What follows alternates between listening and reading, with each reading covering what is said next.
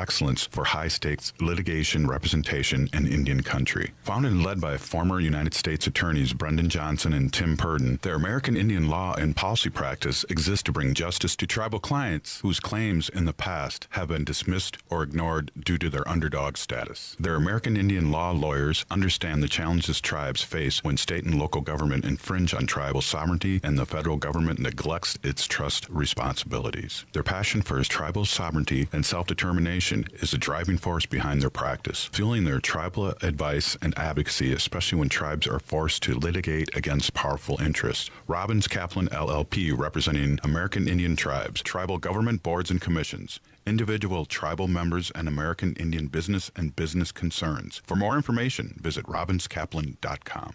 With your AM950 weather, this is Eric Nelson. Today, cloudy with a high near 64. And tonight, chance of rain with a low around 46. Sunday, partly sunny with a high near 62 and a low around 44. Monday will be sunny with a high of 68 and a low around 51. Tuesday, a chance of thunderstorms with temperatures in the 70s.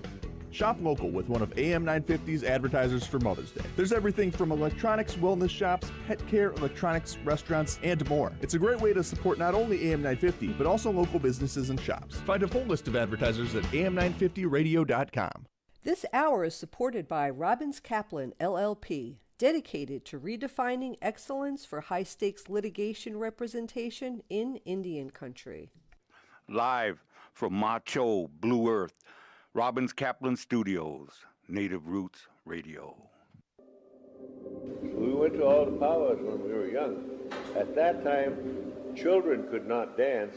Only people over 50 years of age could dance. Most people do not know this, that the government forbid children to dance Indian. And that was so they could wipe out the culture of the young people, and then finally the new generation would never know what happened. I'm a member of the American Indian movement, and I'm from the indigenous nations of the Western Hemisphere. We American Indians, we can be anything we want to be, except American Indians. You were here long before any of us were here. Bonjour, everybody. My name is Peggy Flanagan. I'm from the White Earth Nation, and my family's the Wolf Clan. There was trouble in Custer, South Dakota yesterday. That the American Indian movement is a very proud, continuing part of American Indian society. I thank you. But what I tell you is that we are not backing down. We're here, we will stand here because we have been here for 10,000 years. We're the home team, and we're not going anywhere. We're rich. Hey, Kadagi to all my friends and relatives in 4 directions. You're listening to Native Roots Radio presents I'm Awake. Ahu Ho-Chunk Raja, Wakunjahade Hingadena. On today's show, House Representative Mary Kunesh-Podein speaking on the floor of the House. Later, she'll report on what happened with her bill. Andy Pearson of MN350 giving us updates on Pipeline. Hour 2, Midwest Allstar Wrestling's David Amitrano talks about Grand Slam 2, which benefits Woman of Nations Eagle Nest Shelter. He will bring in special guest Road Warrior, Road Animal. And then we have, along with Uncle Curtis, speaking on local events and Ho-Chunk news. Here's Mary Kunesh-Podein on the floor of the House. I want you to imagine that you are a young Native American girl, maybe 13 years old, or a young Native American woman. And your biggest problem should be going to the prom, what should I wear, or planning your future. But unfortunately, for so many of our Native American women, they're working really hard to stay alive by the time they reach their early 30s. This is a real issue. This is a true issue in our Native American communities across the United States, and unfortunately it's here in Minnesota as well. Because the facts are that for all of our mothers, our Native mothers, our aunts, our grandmas, our sisters, their girlfriends, murder is the 3rd leading cause of death for Native American women aged 10 to 24. In some areas, Native American women are murdered at a rate 10 times the national average. And members, what's really hard is that Native American women are assaulted 2.5 to 3.5 times more than any other demographic of women. Native American women, girls, men, boys, and two-spirits. No one exactly knows how many that are victims of this, this violence. Nobody knows how many go missing across the nation or in Minnesota. We don't know how many are dead. This is a real historic endemic, and it is directly linked to a confusing jurisdictional maze, lack of resources, and unfortunately indifference in many areas.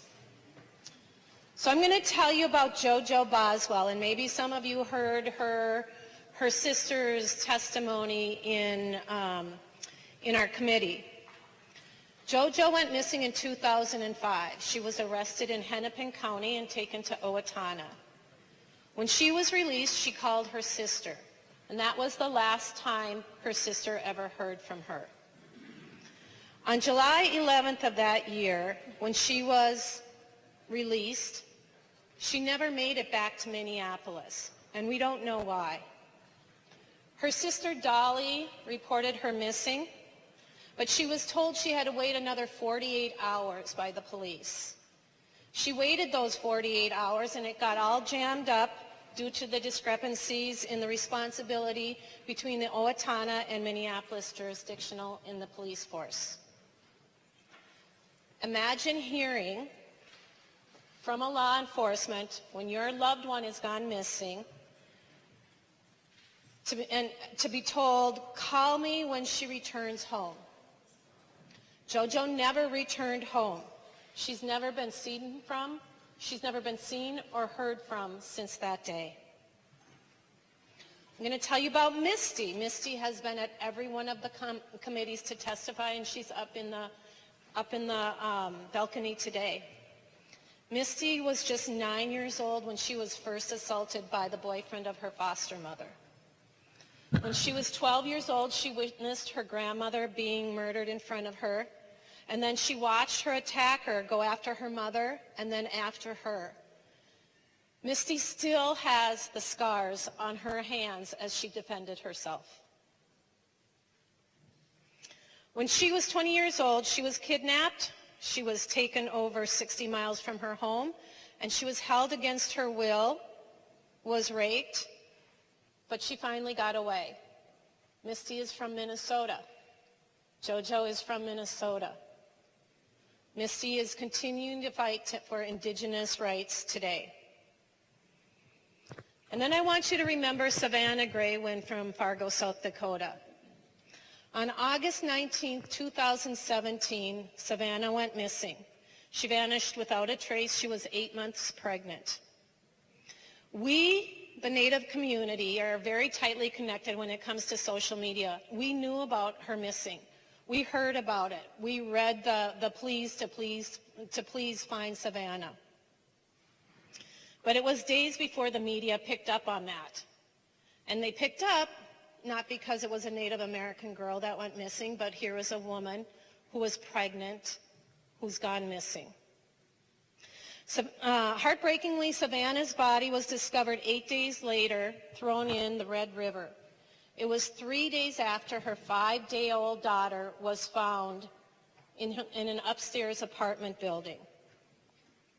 Savannah's baby had been cut from her womb, kept by this family or this couple, and Savannah's body was just discarded into the river. Closer to home, and most recently, Amber Christine Hopkins. I would be really curious to know if any of you have heard her name or if you know her story. Because this happened just this month in January 14th. And Amber was 5 months pregnant when she disappeared. And again, I wonder how many of you know this story. Her body was finally found on March 26th in the backyard of a vacant house in another part of the city from where she lived. I imagine that very few of you are familiar with these tragedies, but unfortunately it is the story that so many Native American families and communities understand so well. I can't tell you how many of these stories along the way that I have heard. Over a year ago, or last session, I introduced this bill with the help of some of our colleagues along on the other side of the aisle. And I so appreciated the support that all of you gave me and gave all of these victims and this bill as we've gone on. So we have an opportunity at long last to join an international discussion. It's not just local, it's just not national. This is an international issue centered on the disappearance and murders of Indigenous women. Members, we have an opportunity today to be a problem solver.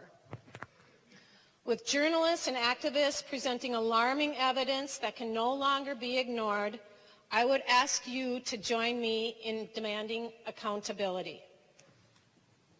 In Minnesota, there are 7 Anishinaabe reservations and 4 Dakota communities. American Indians in Minnesota number approximately over 60,000 or 1.1% of Minnesota's total population. Yet the Urban Indian History Institute ranked Minnesota the 9th highest in the missing and murdered Indigenous women incidences. Research has found that 56% of Native women experience violence in their lifetime. In actuality, those predators of our Native women are not Native men. 9 out of 10 victims designate their assailants to be non-Native assaults. Men who will never be caught, will never be punished, who will continue to do it again and again because they know that Native American women are vulnerable, they're invisible, and they're afraid half the time to report the injustices that are done to them. We know of some of the reasons that so many missing and murdered Indigenous women's cases go unreported, uninvestigated, and unsolved, but we don't know how many women are actually missing or have been murdered. It is estimated that thousands of Native women have disappeared or been killed. And members, we owe it to our Native community. We owe it to this nation to recognize and address this historic trauma. So this bill, House File 70, is the very first step in understanding the significance of our missing and murdered Indigenous communities and bringing an end to this really, really, really horrific violence. It creates a task force to address the violence against Indigenous women, and it defines the standards and requirements of that task force. This task force will be responsible for examining and reporting ways to address the systematic causes behind the violence against Indigenous women. It appropriates methods for tracking and collecting data. It examines government policies and institutions that impact violence against Indigenous women. And it's going to recommend appropriate measures to address the violence and assist the victims and their 11 families. It will also include victims, survivors, Indian community members, and also those that have worked hard with eradicating this violence against women. It will also include membership from all 11 tribes. So we're trying to make the invisible visible. We don't want any more Native American families to worry and wonder if their loved ones will return home when they walk out the door. So members, I'm asking you to be problem solvers. I'm asking you to join me, and I know many of you had. I'm asking you to vote green. Pinagigi Mary Kunesh-Podein for all you do. You're listening to Native Roots Radio presents I'm Awake, and we'll be right back.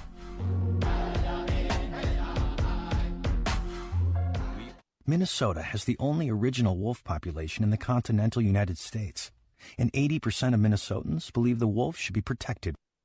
Howling for Wolves is asking Minnesotans to respect our true wildlife manager, the wolf. Their survival is critical to our ecosystems, our communities, and even our economy. As highly intelligent animals with strong social bonds, Minnesota wolves deserve to be protected and admired. Learn more at howlingforwolves.org. Let's live and let howl. The Neighborhood Cafe is a locally owned and operated business and proud sponsor of I'm Awake. Enjoy a great happy hour Tuesday through Saturday from 3 to 6 p.m. with specials on food and drinks. The Neighborhood Cafe serves breakfast, lunch, and dinner, all made from scratch daily. Located next to O'Gara's in St. Paul off Snelling and Selby, stop in and try one of their specialty sandwiches or delicious burgers paired with a local craft beer. More at theneighborhoodcafe.com. J&S Bean Factory is a native-owned, community-supported, cozy, artsy coffee shop which offers roasted on-site beans, live music, and baked goods. Relax in the beautiful outside patio. City Pages writes, voted top 10 coffee shops. Tucked into a quiet corner of St. Paul's Highland Park neighborhood, this coffee shop roasts beans on-site from the best coffee-growing countries in the world. Located at 1518 Randolph Avenue, St. Paul. The good stuff. Native-owned Meg Mechanical is your local heating, ventilation, and air conditioning professional.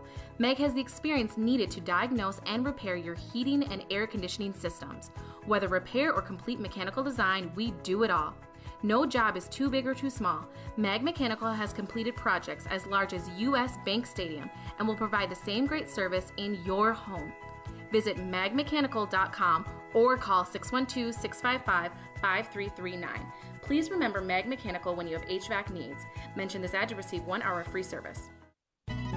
The Downtowner Woodfire Grill in St. Paul is the perfect choice for breakfast, lunch, and dinner 7 days a week. Offering daily fresh seafood specials, fire-roasted meats, exquisite pizza, and half-price bottles of wine on Mondays and Tuesdays, except on Excel Energy event nights. Once you experience their cozy fireside dining, extensive wine list, and bar, you'll be back for more. Gift certificates and private dining room for parties available. Located at 253 West 7th Street with plenty of free parking or online at downtownerwoodfire.com.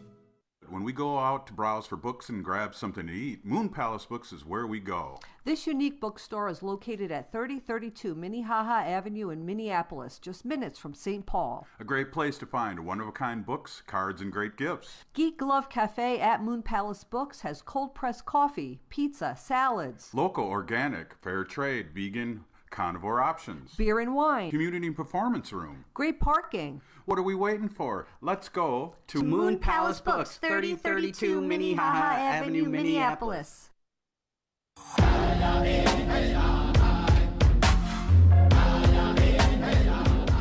Welcome back to Native Roots Radio Presents I'm Awake. I'm your host, Robert Pilot.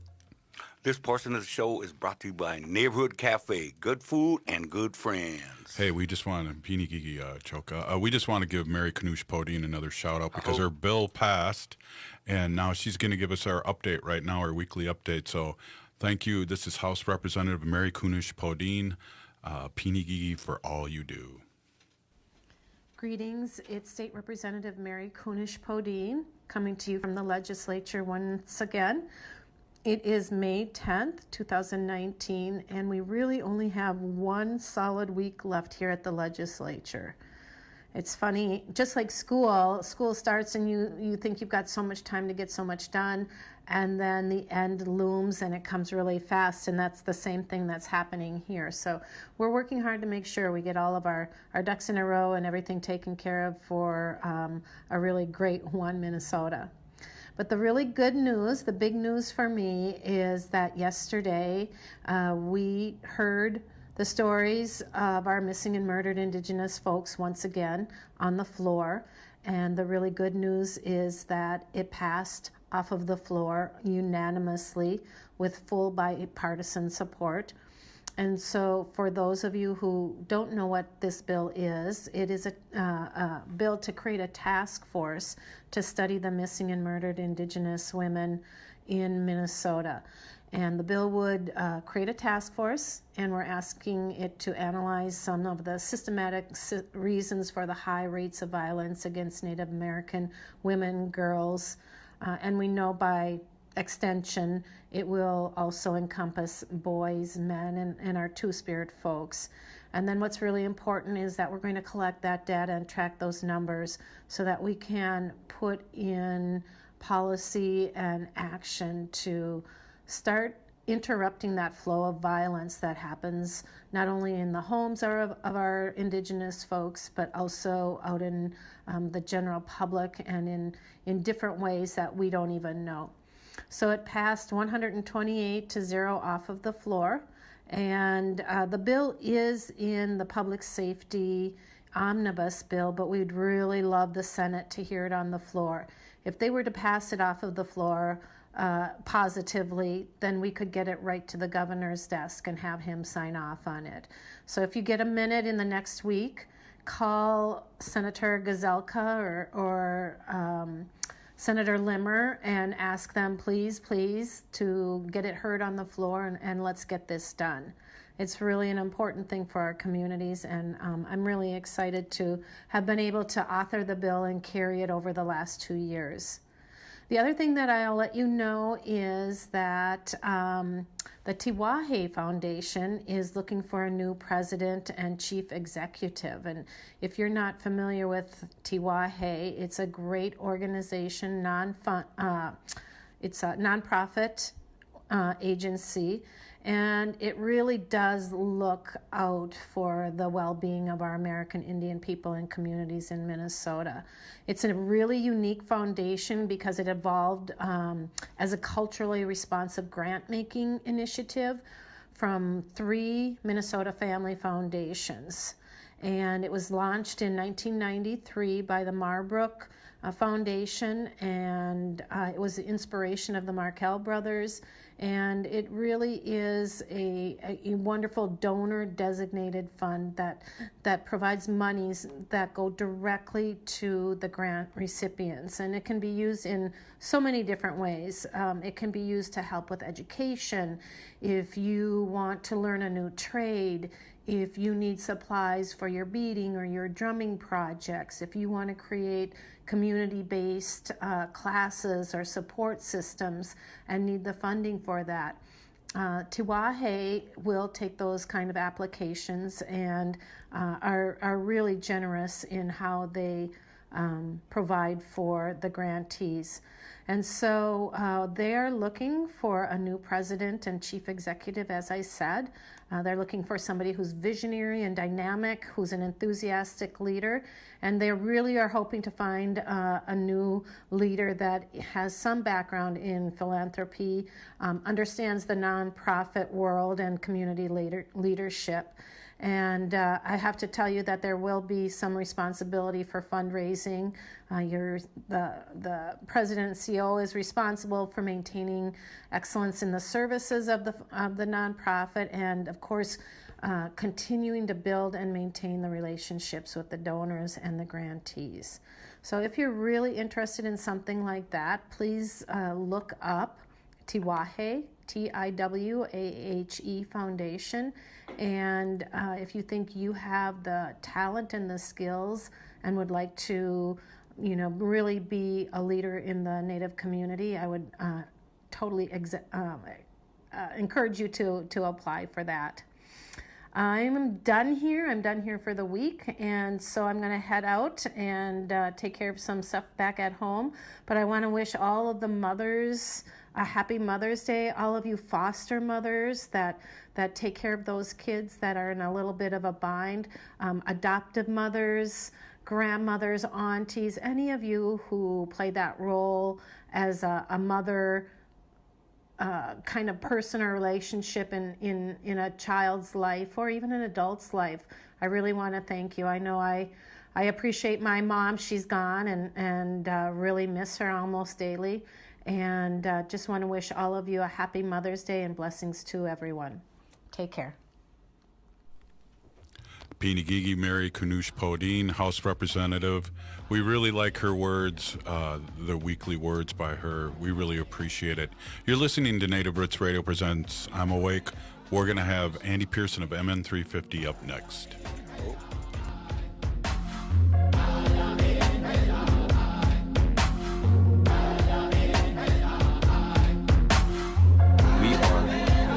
Alusa Nation.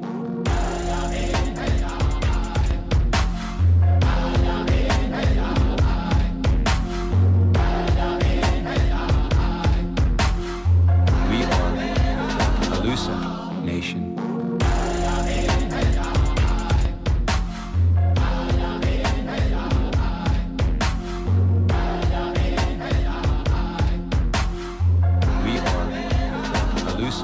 Nation. J. Selby's, an airy plant-based cafe serving up American classics, nestled in the heart of St. Paul in the historic Cathedral Hill neighborhood at 169 Victoria Street. J. Selby's serves great plant-based food and only plant-based foods where customer service is a priority, great food a tradition, and a comfortable, cool space for like-minded people to gather and enjoy a sustainable, environmentally friendly, and compassionate meal. As the Star Tribune writes, J. Selby's is an innovative vegan restaurant that does a spot-on Big Mac. It's a good day for good food.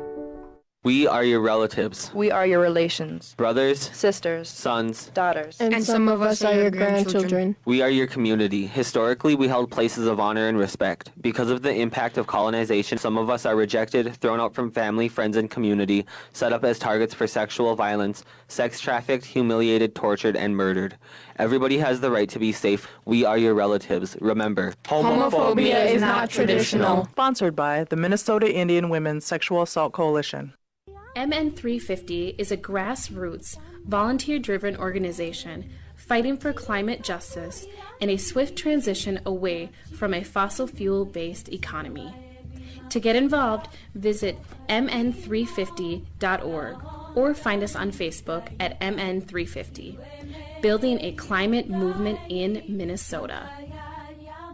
J&S Bean Factory is a native-owned, community-supported, cozy, artsy coffee shop which offers roasted on-site beans, live music, and baked goods. Relax in the beautiful outside patio. City Pages writes, voted top 10 coffee shops. Tucked into a quiet corner of St. Paul's Highland Park neighborhood, this coffee shop roasts beans on-site from the best coffee-growing countries in the world. Located at 1518 Randolph Avenue, St. Paul. The good stuff.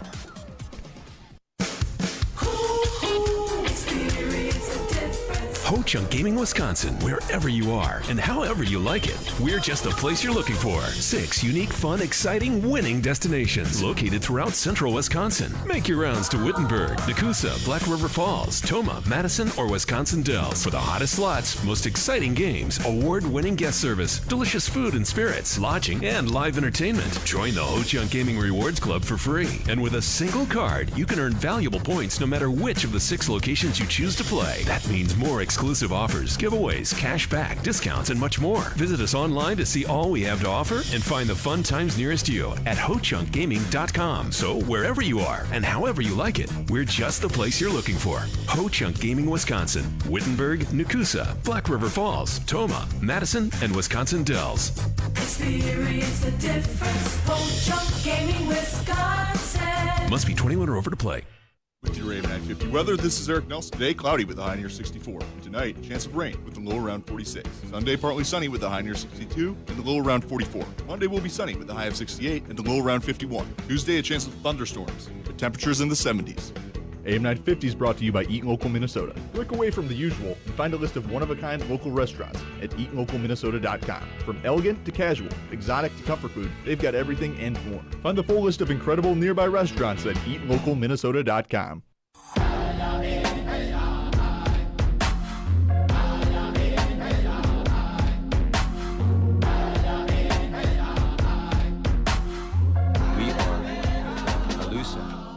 Welcome back to Native Roots Radio presents I'm Awake. I'm your host, Wakanjahare. You know, this portion's brought to you by MN350, and so happens to be that we have Andy Pearson here from MN350. Welcome, Andy, to Native Roots Radio. Thanks so much for having me. It's great to be back. Yeah, when you say great to be back, this is probably, we owe you a robe and maybe a hoodie or something too. You know, I got bestowed a T-shirt last time, and I felt pretty special. So I feel like I'm set for a little while. I was going to say, look around the studio and just grab something on the way out if you feel that way. But hey, we got some updates at MN350. Climate change does not take a back seat, and I know MN350 is in the forefront of everything, and we really appreciate what MN350 does, but also what you do specifically. Tell us, give us an update, Andy. Yeah, thanks so much. So, of course, most of what I work on is the Line 3 oil pipeline. That's that proposed pipeline that would go across northern Minnesota, crossing the Mississippi River twice, as well as, of course, the 1855 treaty territory, and would bring about as much climate pollution as 50 coal plants. So a real bad project that we've been fighting for about 5 years at MN350. And right now, there was a few actions over the past week that are worth giving an update on. It was the Enbridge shareholders meeting. So that's where everybody who's bought into the company, who's invested in the company, can go to Calgary, Alberta, where Enbridge is based, and have a few hours with the leadership of the Enbridge company as they try to basically talk up what they do. And so on that day, which was the 8th of May, that was last Wednesday, we actually had an action that was initiated by folks in the GNU Collective, which have been fighting Line 3 on the ground up north. And it ended up in that there were events happening at 4 different Enbridge offices, or outside 4 different Enbridge offices around the area. So that was Duluth, Superior, Bemidji, and Park Rapids, all in response to that call.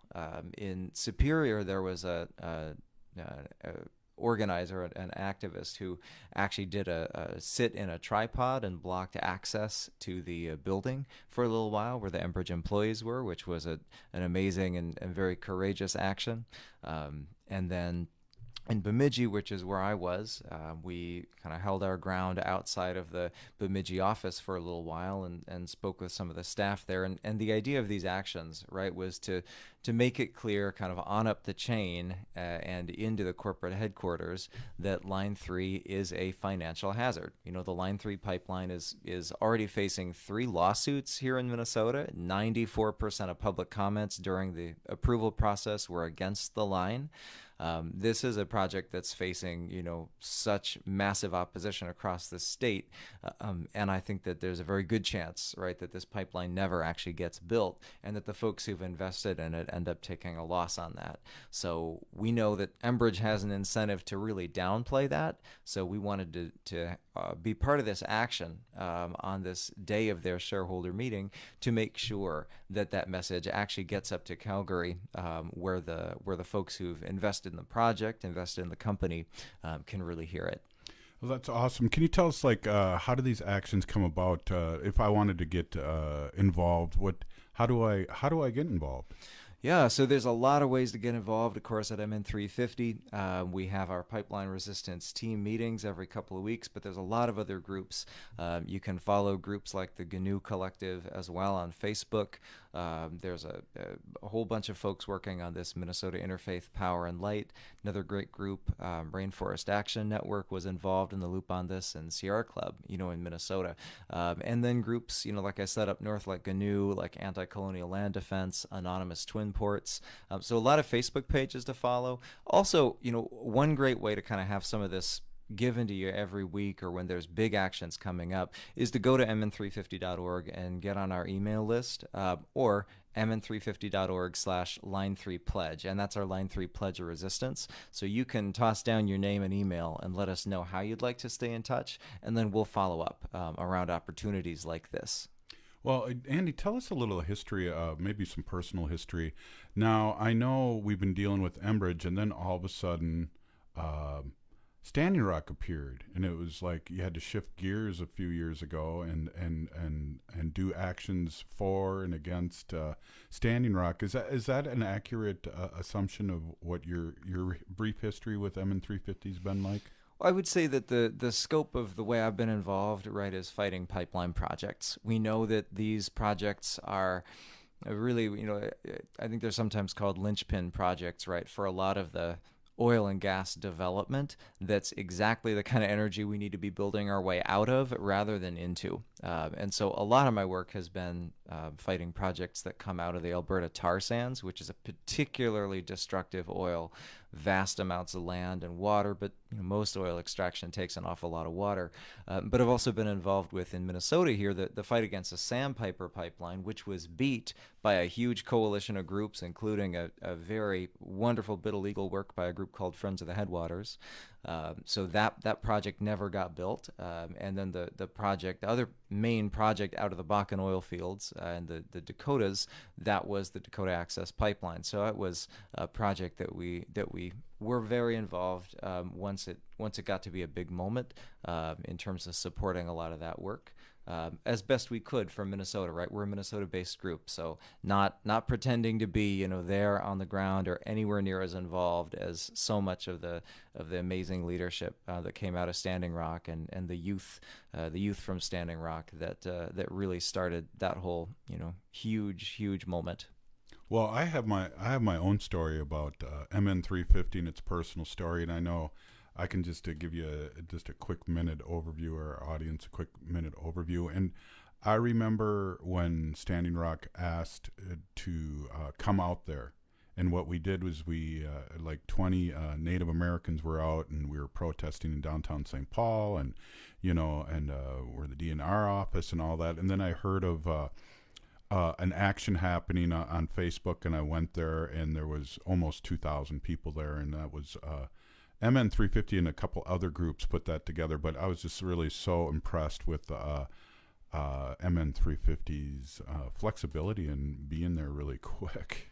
Well, yeah, I was just going to say it was one of those movement moments that you never want to have, right? Because that came out of a lot of tragedy that was happening on the ground here. People getting in places that nobody should ever have to be by law enforcement and private security, being violent and aggressive. And so a lot of that, I think, demanded an incredibly strong response, which I think the community, here, and it wasn't just us, it's a lot of groups, that community responded to in a way that was really powerful. Very powerful. And I know, part of our relationship and my relationship with MN350 is how, I don't know if behind the scenes is a good way to put it, but it's not a grandiose group. You put a lot of people, like you were talking about the youth group, and I know you put Native Americans out in front because it's their battle too, because a lot of it's on Native treaty lands, as you said earlier.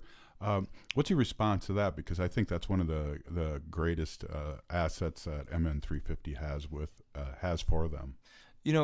Thanks for the question. One of the ways I like to look at it is that none of us are going to win this fight on our own. This is too big for probably you or definitely for me. It's certainly too big for MN350 to take on our own. But if we look at the history of change, right, so much has come out of social movements, out of that kind of all-in collaborative organizing, and they have been organized, in the past. And so that's what we look at as maybe the most effective way that we can be involved, is trying to do what we can to build those social movements that end up getting large to a point where, we're at no point saying that we're in control of the movement, or that it happened because of us, but trying to do our part for building those mass mobilizations that can make a lot of change happen really quickly. Yeah, I know. You guys got to give yourself a lot of credit, and I know I do. And it's exciting that MN350 supports us and supports many groups, and I know they support the camps that are up there in a lot of different ways that have been up there watching all these pipelines being piled up and ready to go, and their assumption is that hey, we're just ready to put these pipes in the ground.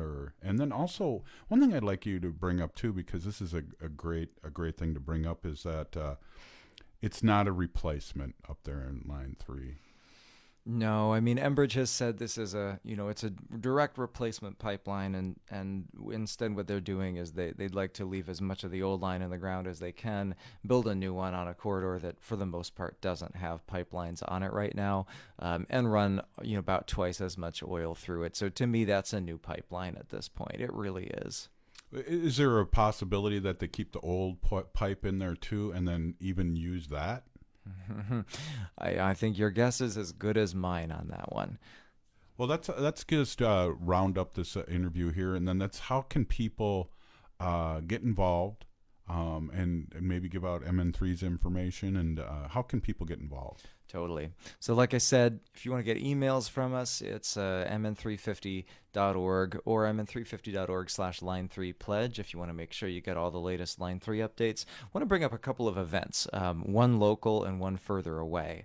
The local one, now we've been very active at the legislature. My colleague Misty has been lobbying very hard for a number of priorities, but one of them being the 100% clean energy bill. That'd be some groundbreaking legislation for Minnesota, because it would say that we're really committed to move all of our electricity away from this climate change causing dirty energy to solutions that are climate neutral. So it's a huge end of session rally to push this bill over the finish line. That's Monday the 13th, 6 to 8 p.m. at the Capitol. So if you can be there on Monday, that's this Monday the 13th, 6 p.m. at the Capitol, let's push this 100% bill over the finish line.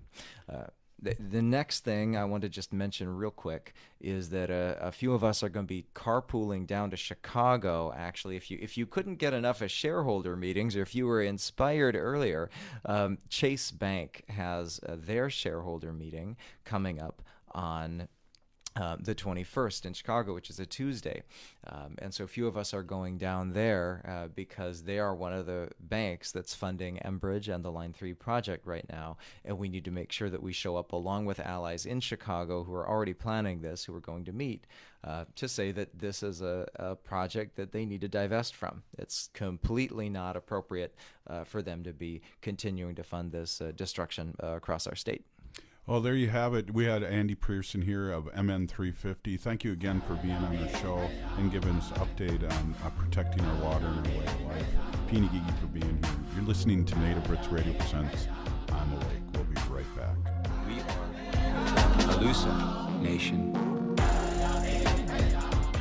Minnesota has the only original wolf population in the continental United States, and 80% of Minnesotans believe the wolf should be protected. Howling for Wolves is asking Minnesotans to respect our true wildlife manager, the wolf. Their survival is critical to our ecosystems, our communities, and even our economy. As highly intelligent animals with strong social bonds, Minnesota wolves deserve to be protected and admired. Learn more at howlingforwolves.org. Let's live and let howl. I heard sex trafficking happens a lot in Indian country. What is that? Here are some of the real reasons why sex trafficking happens in Indian country. Unequal gender roles that were forced on us by colonization. Communities don't have enough resources. Silence around domestic and sexual violence. Lack of attention and justice for missing and murdered Indigenous people. There's a lot of behavior that keeps our communities out of balance. These are just a few true reasons why Native communities are targeted by traffickers. When these acts of violence happen in our communities, it opens us all up for exploitation. Sponsored by the Minnesota Indian Women's Sexual Assault Coalition. Minneapolis, hey, it's me, minus the face paint, from the Legion of Doom, Hall of Famer, Road Warrior Animal. Now, on May 11th, I'm coming back to the great state of Minnesota for the Women's of Nation wrestling event. That's right, me. Come take a picture, get an autograph, put on the spiked shoulder pads. I will be there in face paint, in my garb. Come be there, Minneapolis, May 11th. Women's of Nation. Oh, what a rush. Robbins Kaplan LLP protects and defends American Indian tribes because for too long they have faced a competitive disadvantage when litigating against powerful forces. With its American Indian law and policy practice, Robbins Kaplan LLP seeks to redefine excellence for high-stakes litigation representation in Indian country. Founded and led by former United States Attorneys Brendan Johnson and Tim Pearson, their American Indian law and policy practice exists to bring justice to tribal clients whose claims in the past have been dismissed or ignored due due to their underdog status. Their American Indian law lawyers understand the challenges tribes face when state and local government infringe on tribal sovereignty and the federal government neglects its trust responsibilities. Their passion for tribal sovereignty and self-determination is the driving force behind their practice, fueling their tribal advice and advocacy, especially when tribes are forced to litigate against powerful interests. Robbins Kaplan LLP, representing American Indian tribes, tribal government boards and commissions, individual tribal members, and American Indian business and business concerns. For more information, visit robinskaplan.com.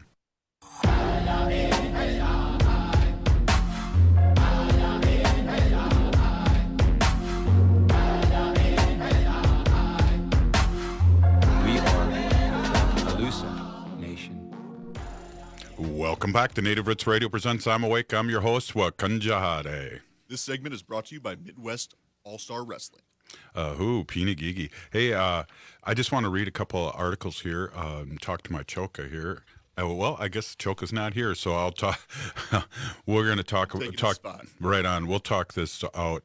You know, I was at the House at the Capitol this Thursday, and the House on Thursday unanimously passed a bill to address the plight of missing and murdered Indigenous women, and it was a big deal. It was a long time coming. I know last year they had it hooked up to another bill, and this year it's also hooked up to another bill, I believe. I don't know if it's separate or not, but the House passed it, and it was huge, and it was unanimous for everyone that was in the room. Yeah, it sounds like a huge deal. The more I've heard about this issue, the more I just understand the scope of it.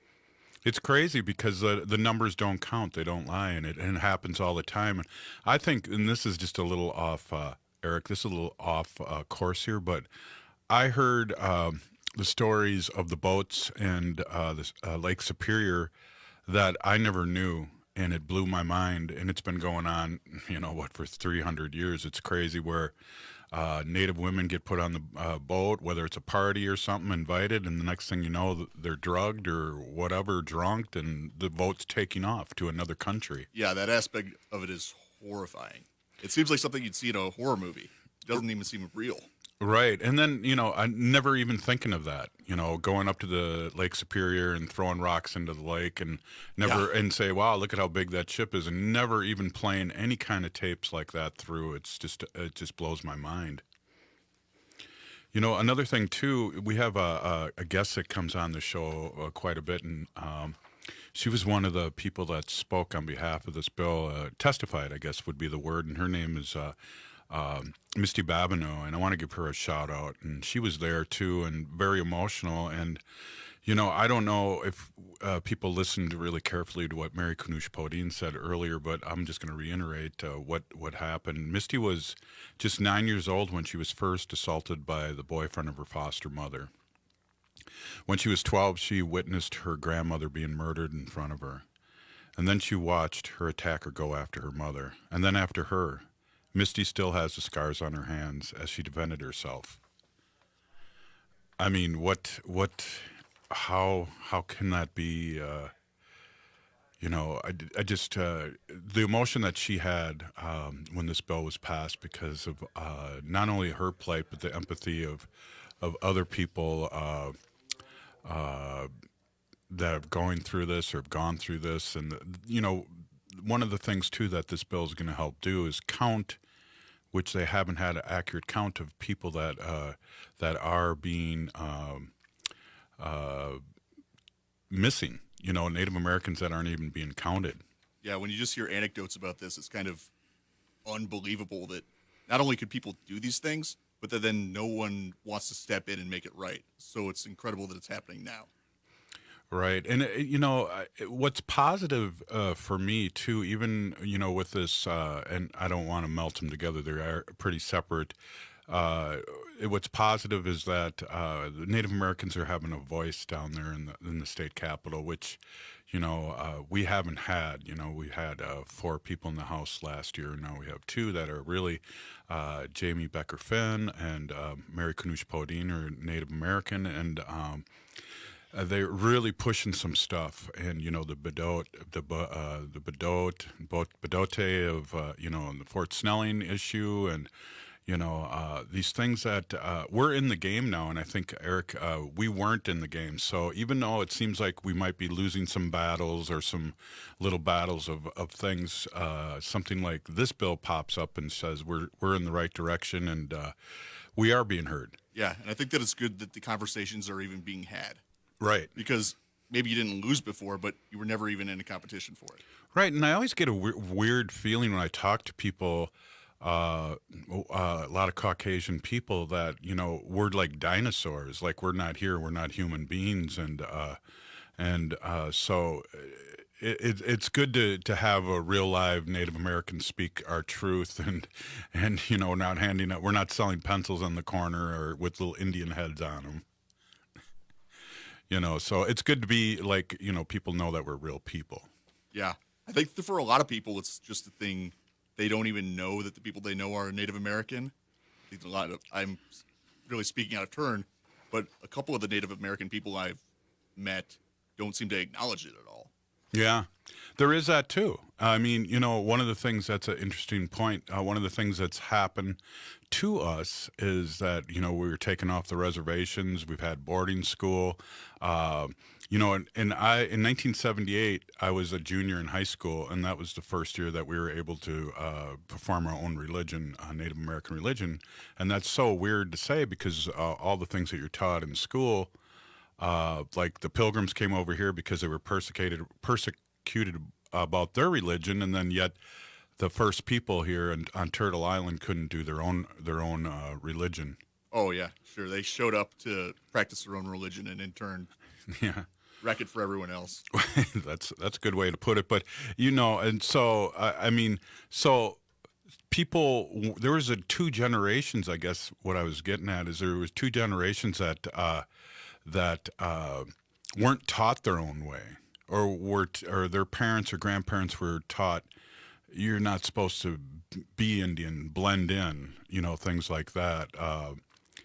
So that's probably a good reason why. I know a lot of kids from school that aren't enrolled, and I think there's like a disconnect there, aren't enrolled in their tribes, and they can be. So there's a big disconnect from our own people too. Mm-hmm. So it makes sense that that happens too. But I wanted to give out a big shout out to Misty, because she's not only a water protector, but she's out there for her people, and also murdered, missing Indigenous women, boys and men. That I just wanted to give her a shout out. So hey, let's talk a little bit here, Erica. I know you're in the control room, and there's stuff happening right now. Yeah, there's a couple big boys hanging out around me. Yeah, what's going to happen here in this next hour? Do you know? Something about the wrestling. Yes. What is it? That's right. Native All-Star Wrestling. No, there's a big wrestling match happening in South St. Paul, and we got Mendota Heights. Mendota Heights. And we're going to have a couple All-Star wrestling guests here. One of them is a co-owner, and he's Native American. And then we're going to have a Hall of Famer on. So we're excited. Yeah, I'm excited to do this too. And it's a surprise who the legend is. Oh, where's Curtis been? He just appeared. Hey, I just went and introduced the legend and welcomed into Native Roots country. Oh, so again, hey, that's end this segment here. And one of the things is we're really, really proud of Mary Kunesh-Podein, who's this is only her third year as House Representative, and she's really taken charge on many things. And awesome. Yeah, it is awesome. And to keep speaking for our people and for the right way. So, I can't wait for this next hour. Everybody's got to hold on, because we're going to be talking to the Road Warrior. The legend. We'll be right back. This is Native Roots Radio presents I'm Awake, and I'm awake. Aho.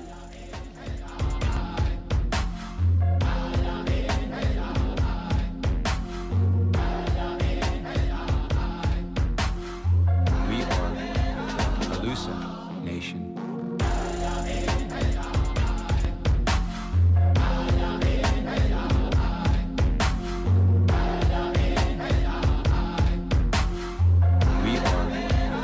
Allstar Nation.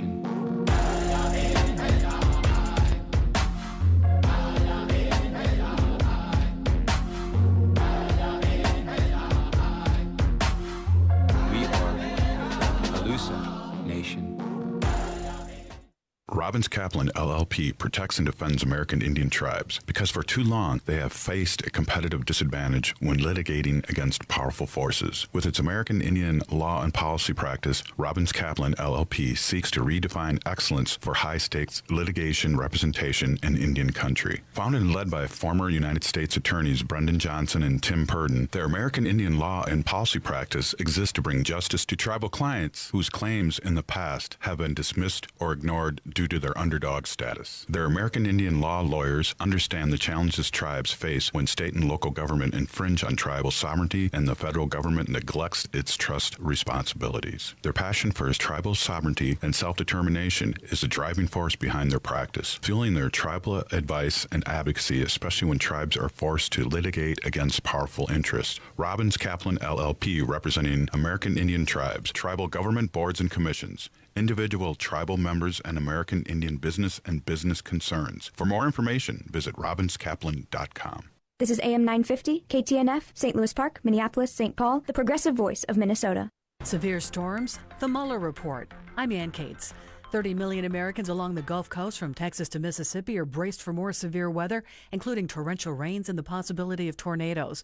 National Weather Service lead forecaster Bob Oravec says the region is already waterlogged. The rainfall amounts have been very heavy. We've had totals of 8 to 14 inches across parts of Texas, Louisiana, and Mississippi. And anytime you get that kind of water falling on the land, you're going to have flooding.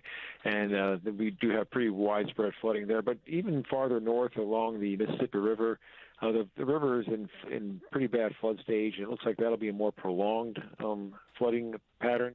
The White House had asked former counsel Don McGahn to publicly state that President Trump did not obstruct justice, but he declined. Correspondent Sarah Westwood. The president was upset about McGahn's refusal to come out and say that publicly, but this all really underscores the measures that the White House has taken to try to portray Mueller's report as exonerating the president, even though it explicitly did not on the question of obstruction. An attorney, though, for McGahn saying that at the time the former White House counsel did not perceive the White House as threatening McGahn to make that public statement. The Texas House has voted to ban the execution of inmates who are severely mentally ill. The legislation would amount to a rare weakening of Texas's tough stance on capital punishment. The U.S. Supreme Court has ruled mentally disabled people are ineligible for execution, but that doesn't include those who are mentally ill. Democratic State Representative Tony Rose's bill would take the death penalty off the table for people who had a severe mental illness, including schizophrenia or bipolar disorder, at the time of the crime. I'm Clayton Neville. Acting Defense Secretary Patrick Shanahan, on a trip today to Texas, says he intends to accelerate planning to secure the border and control the migrant situation. I'm Ann Cates.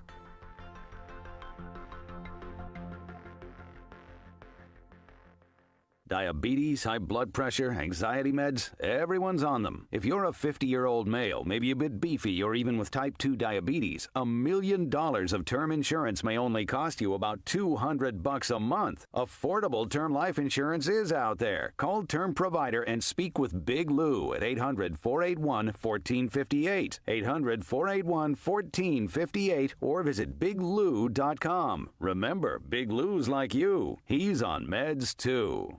Your home is important. That's why Geico helps make it easy to save on homeowners insurance. Because home is more than just a place.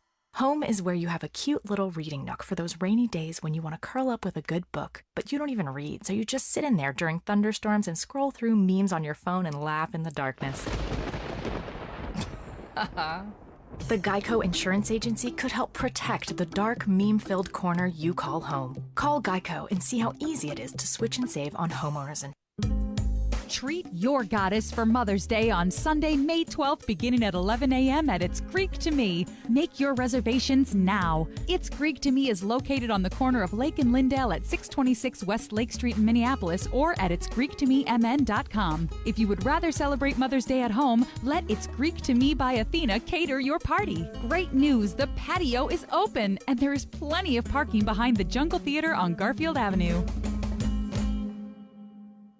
This is Chad, owner of AM950, here to tell you about Snap Construction. They're experts in roofing, siding, window, and insurance restoration. They have energy-efficient products available for both residential and commercial properties. This spring, when we needed a company to take a look at a problem with our roof, I called the company I knew I could trust, Snap Construction. I've known Ryan, the owner at Snap Construction, for years, so I knew I could trust him. Don't just take my word for it. Check out their reviews online. They are arguably the most well-reviewed exterior contractor online in the metro area. Over the years, Ryan has always said the same thing to me about his work. If we build it, shouldn't we be held accountable for the work indefinitely? He backed that statement up years ago when Snap Construction was a pioneer in offering a lifetime craftsmanship guarantee on all their work. For a free estimate or general questions, call the locally owned company AM950 Trust, Snap Construction at 612-333-SNAP. That's 612-333-SNAP, or find them online at snapconstruction.com. They have financing options available.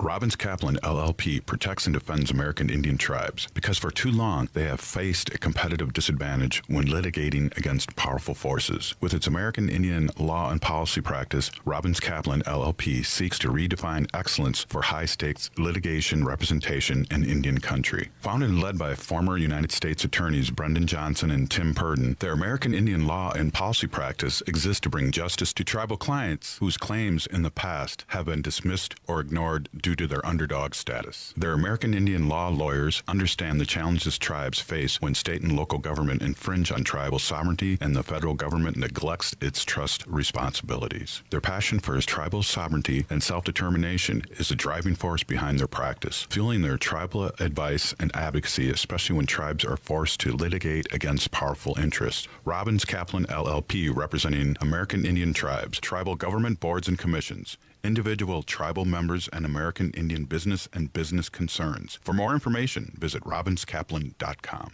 With your AM950 weather, this is Eric Nelson. Today, cloudy with a high near 64. And tonight, chance of rain with a low around 46. Sunday, partly sunny with a high near 62 and a low around 44. Monday will be sunny with a high of 68 and a low around 51. Tuesday, a chance of thunderstorms with temperatures in the 70s. Shop local with one of AM950's advertisers for Mother's Day. There's everything from electronics, wellness shops, pet care, electronics, restaurants, and more. It's a great way to support not only AM950, but also local businesses and shops. Find a full list of advertisers at am950radio.com.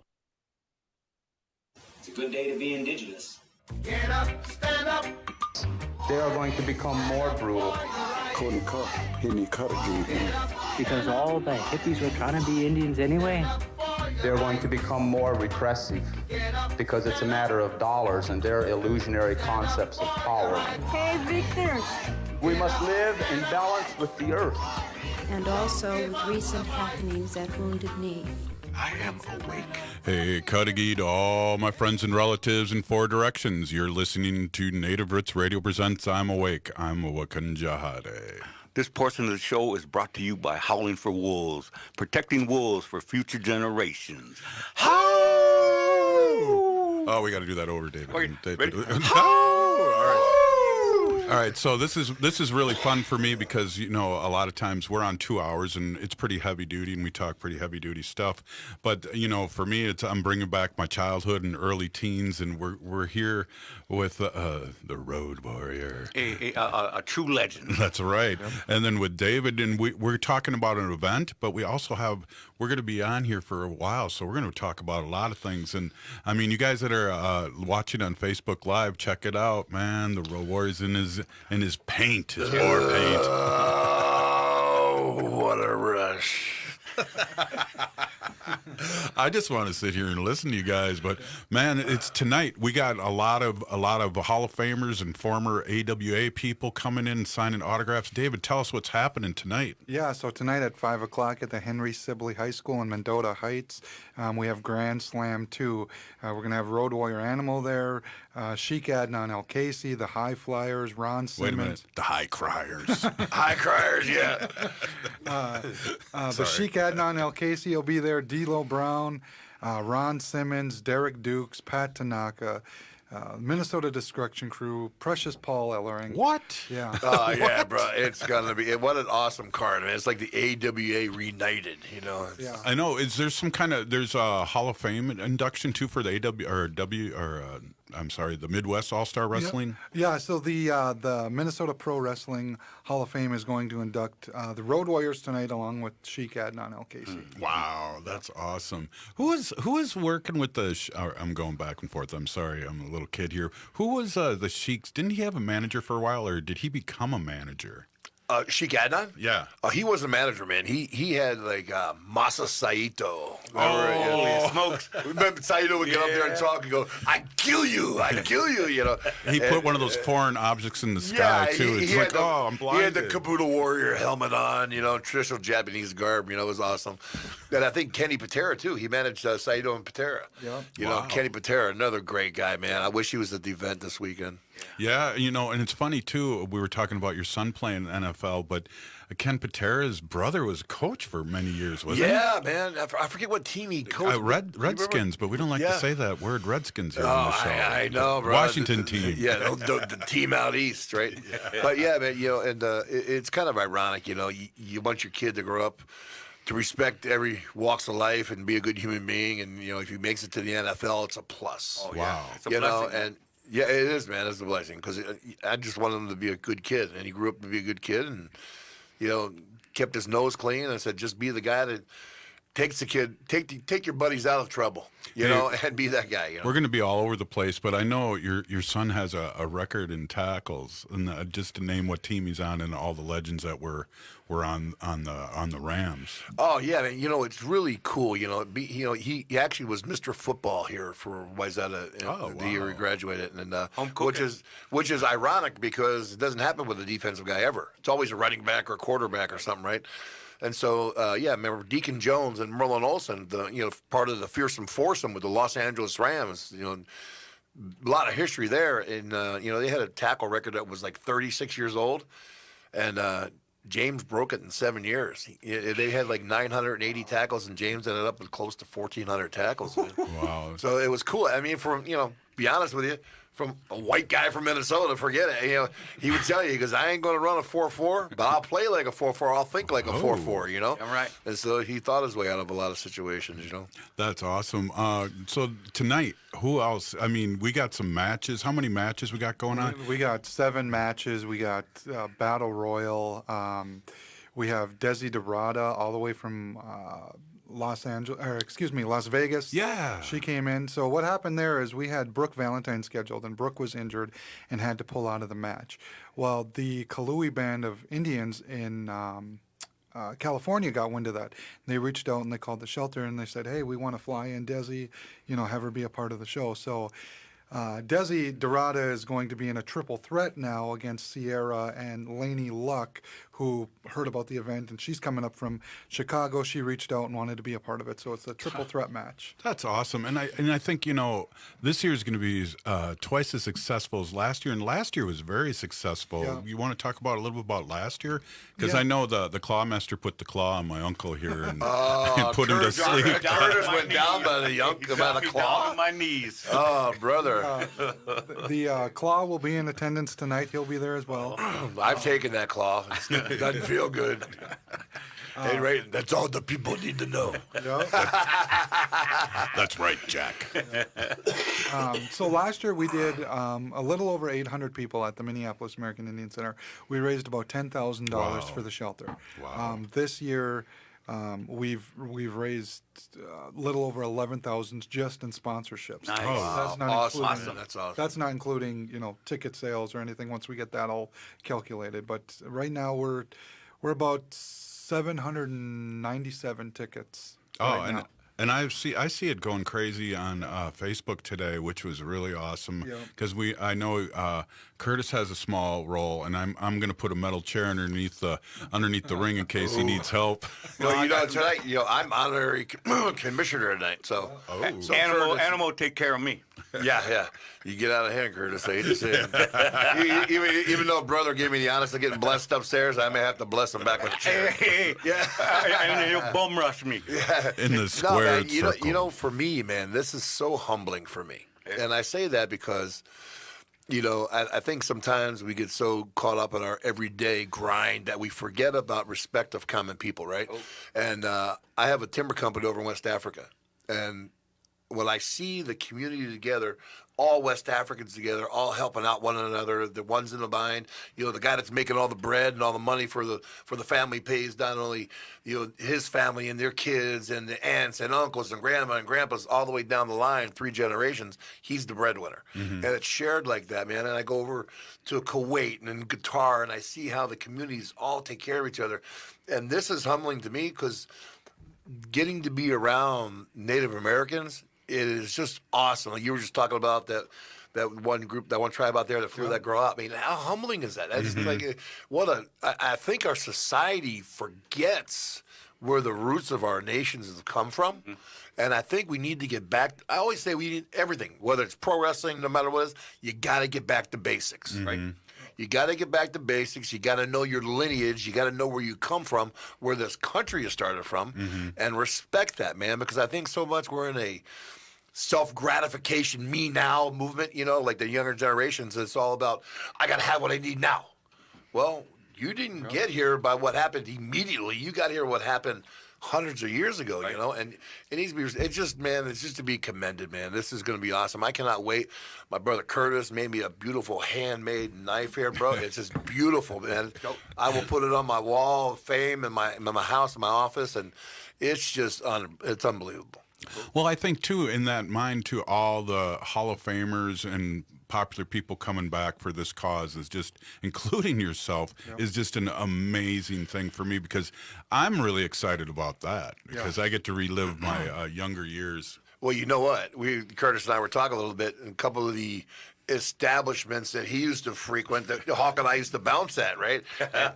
and we never, Grandma B's was one of them down there on Franklin, and we never, believe me, nobody ever got out of hand in our bar. No, everybody behaved. When you looked in that bar and you saw me and Barry Darcy was Demolition Smash and Ravishing Rick Rude and oh my God, John Nord the Berserker and Scott Norton who was with the NWO and Nikita Koloff and Kurt Hennig would just come down and drink, Mr. Perfect. But we all went to the same camp, grew around the same neighborhoods, and we all worked at the same bar. I mean, it was just crazy, man.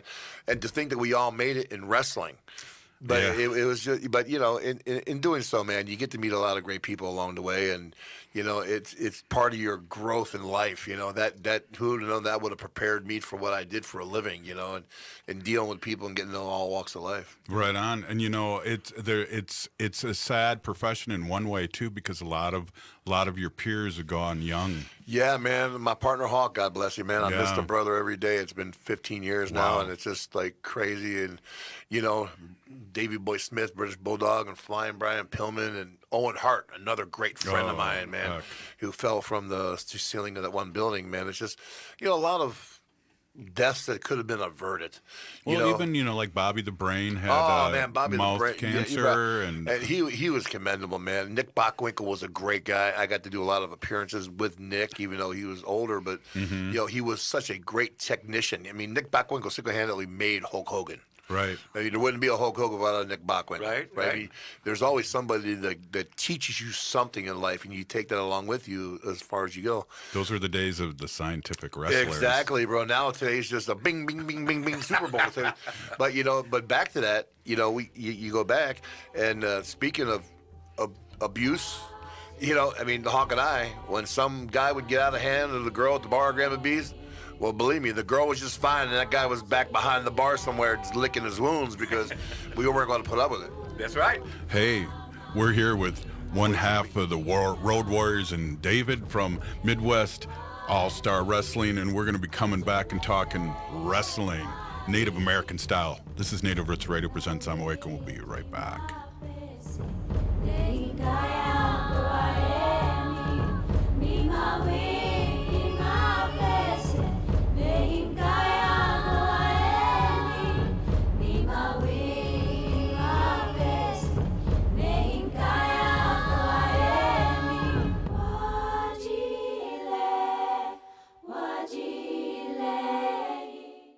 Minnesota has the only original wolf population in the continental United States, and 80% of Minnesotans believe the wolf should be protected. Howling for Wolves is asking Minnesotans to respect our true wildlife manager, the wolf. Their survival is critical to our ecosystems, our communities, and even our economy. As highly intelligent animals with strong social bonds, Minnesota wolves deserve to be protected and admired. Learn more at howlingforwolves.org. Let's live and let howl. The Neighborhood Cafe is a locally owned and operated business and proud sponsor of I'm Awake. Enjoy a great happy hour Tuesday through Saturday from 3 to 6 p.m. with specials on food and drinks. The Neighborhood Cafe serves breakfast, lunch, and dinner, all made from scratch daily. Located next to O'Gara's in St. Paul off Snelling and Selby, stop in and try one of their specialty sandwiches or delicious burgers paired with a local craft beer. More at theneighborhoodcafe.com. J&S Bean Factory is a native-owned, community-supported, cozy, artsy coffee shop which offers roasted on-site beans, live music, and baked goods. Relax in the beautiful outside patio. City Pages writes, voted top 10 coffee shops. Tucked into a quiet corner of St. Paul's Highland Park neighborhood, this coffee shop roasts beans on-site from the best coffee-growing countries in the world.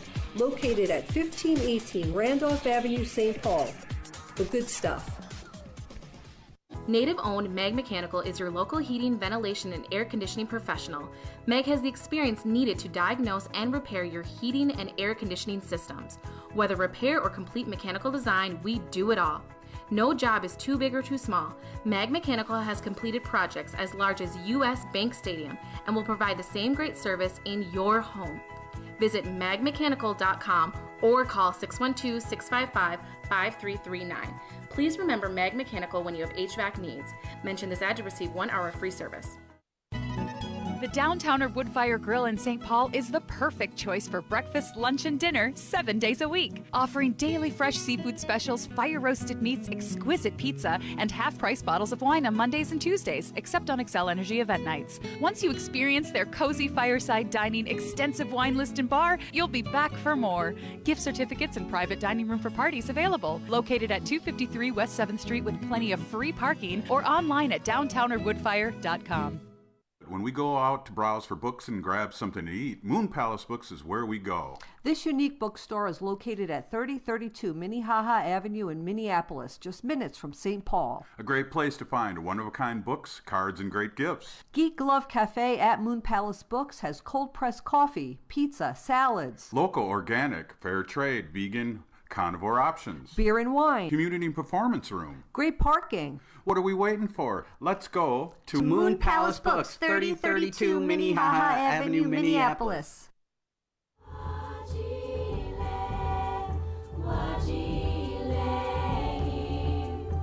Welcome back to Native Roots Radio presents I'm Awake. I'm your host, Robert Pilot. This portion of the show is brought to you by Jay Selby's. Hey, good food and good friends, and then also Midwest All-Star Wrestling. That's the thing.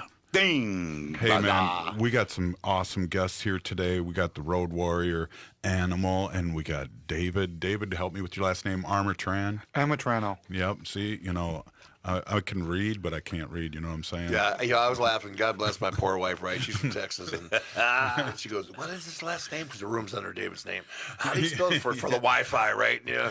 I'm and the way she's saying it is like he's freaking Italian. I said, honey, I'm doing a Native American thing, and the guy's not an Italian name. Quit pronouncing it like it's Italian. You know? Hey, check it out. I got a couple questions for all of us, but especially you. Were you around, or Mean Gene, who was before Mean Gene? Do you remember Mean Gene Okerlund? Yeah. It was I went to school with his kid too, and he was a baseball player. Marty O'Neill? Yes. Was that his name? Yeah, I think it was Marty O'Neill. It was.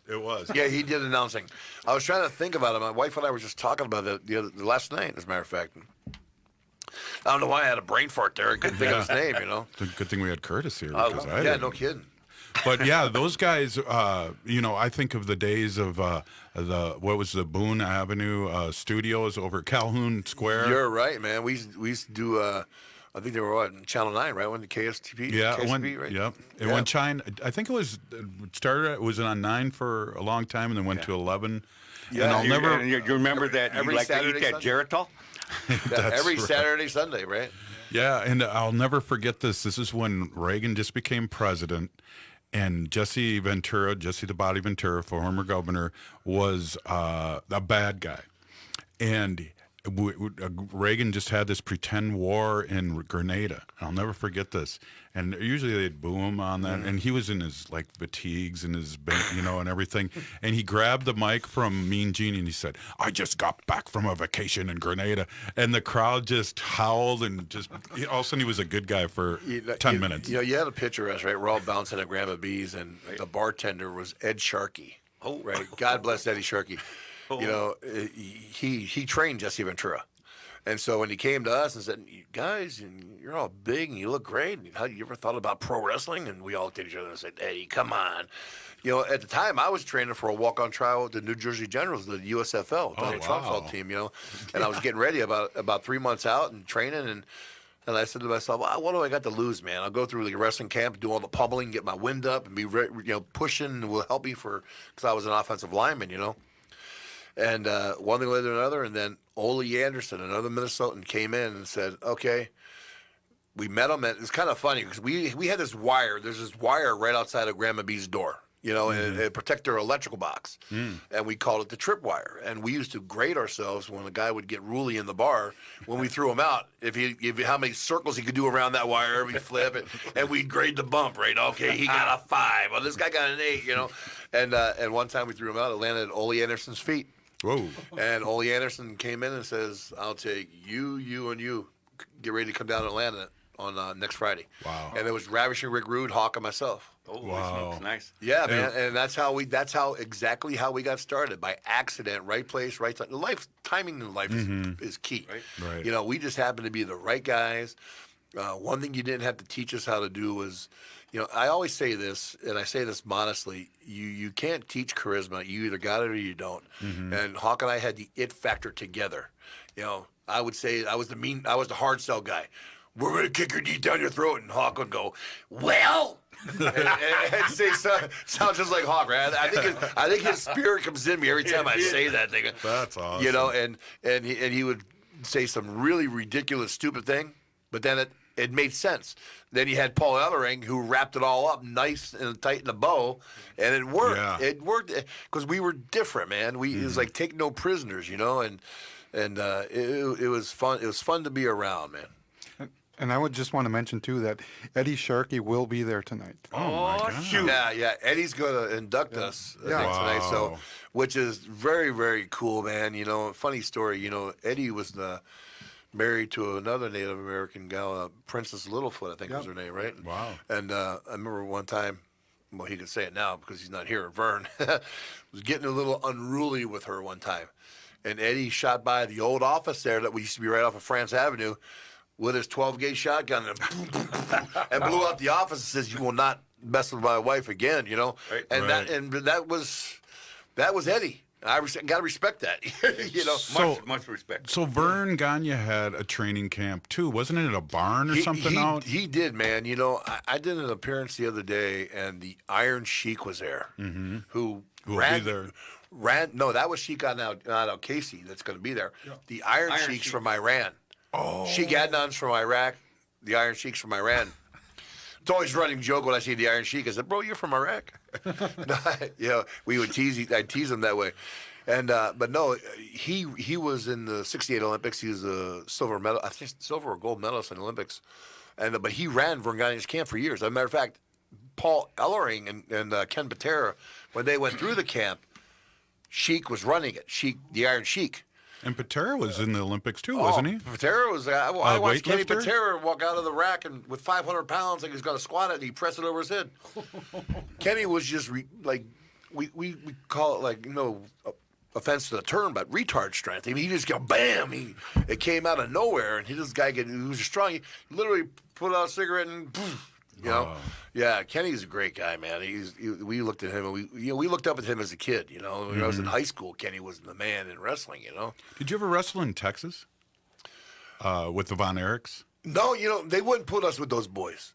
Hawk and I, the Hawk and I were eating everybody up at that time. I mean, the business called for that, and they were like Texas royalty, man. The Von Erichs were awesome, and Kerry, God rest his soul, man, looked like a Greek god. He could be in any Harlequin novel, you know. And the whole family. Yeah, David was the technician, and a Shakespearean tragedy. The whole family. Yeah, and Kevin's the only one left, and good thing is Kevin inherited all the money. No, I mean, if it's a positive of it, he took care of his mom, and both of Kevin's sons are in wrestling. Wow. They look freaking awesome. Ross and Marshall, yeah, man. So they're carrying on the Von Erich name, and great guys, though, man. They were great guys. But they were protecting them from us. I mean, because we would have had to come in. They didn't want to have nothing to do with the Road Warriors. I don't know if it was too much that. It's just that the wrestling business was like, I mean, you were in the. We needed that. The wrestling business needed that because when we got in, it was dead on its rear end, and we gave it a kickstart because we were in the NWA side of it and the AWA, and then Hogan was in the other end of it, and we helped get it to where it needed to be. Well, you wrestled in a period of transition time, and maybe we can talk about that because it went from Ma and Pa to mega wrestling with Vince McMahon and those guys. Oh, yeah, man. It went from wearing a wrestling singlet, right, with a 12-pack of beer, making no money, to they got to be a big multi-million-dollar business. Get paid. Yeah, and get paid for what you're doing. And I like what we're doing here with Midwest All-Star Wrestling and making it local again. So. This is awesome, man. Midwest All-Star Wrestling, I'm proud of David for what he's accomplished, man. This is going to be awesome, and it's probably the top wrestling company in Minnesota right now, to be honest. All right, we'll be right back. This is Native Roots Radio presents I'm Awake, Jack.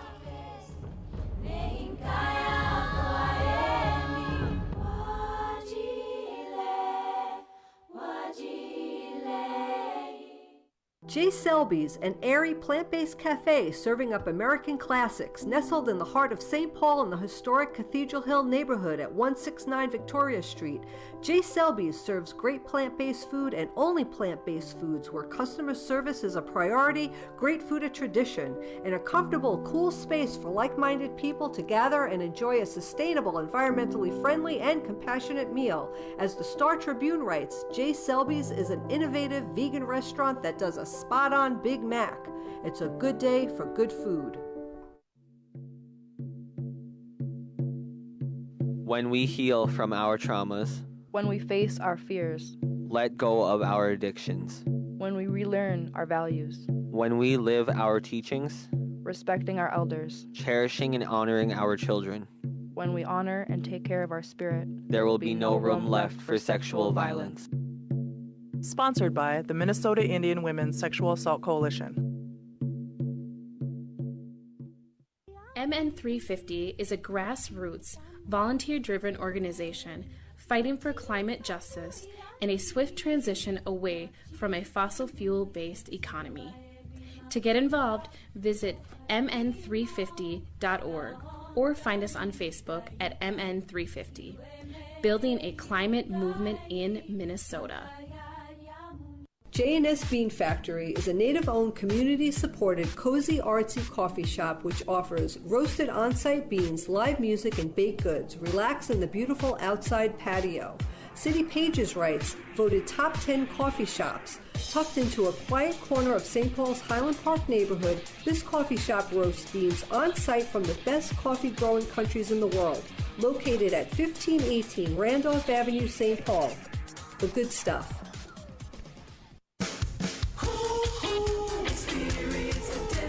Ho-Chunk Gaming Wisconsin, wherever you are and however you like it, we're just the place you're looking for. 6 unique, fun, exciting, winning destinations located throughout central Wisconsin. Make your rounds to Wittenberg, Nakusa, Black River Falls, Toma, Madison, or Wisconsin Dells for the hottest slots, most exciting games, award-winning guest service, delicious food and spirits, lodging, and live entertainment. Join the Ho-Chunk Gaming Rewards Club for free, and with a single card, you can earn valuable points no matter which of the 6 locations you choose to play. That means more exclusive offers, giveaways, cash back, discounts, and much more. Visit us online to see all we have to offer and find the fun times nearest you at HoChunkGaming.com. So wherever you are and however you like it, we're just the place you're looking for. Ho-Chunk Gaming Wisconsin, Wittenberg, Nakusa, Black River Falls, Toma, Madison, and Wisconsin Dells.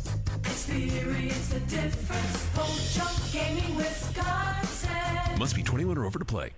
With your AM950 weather, this is Eric Nelson. Today, cloudy with a high near 64. And tonight, chance of rain with a low around 46. Sunday, partly sunny with a high near 62 and the low around 44. Monday will be sunny with a high of 68 and the low around 51. Tuesday, a chance of thunderstorms with temperatures in the 70s.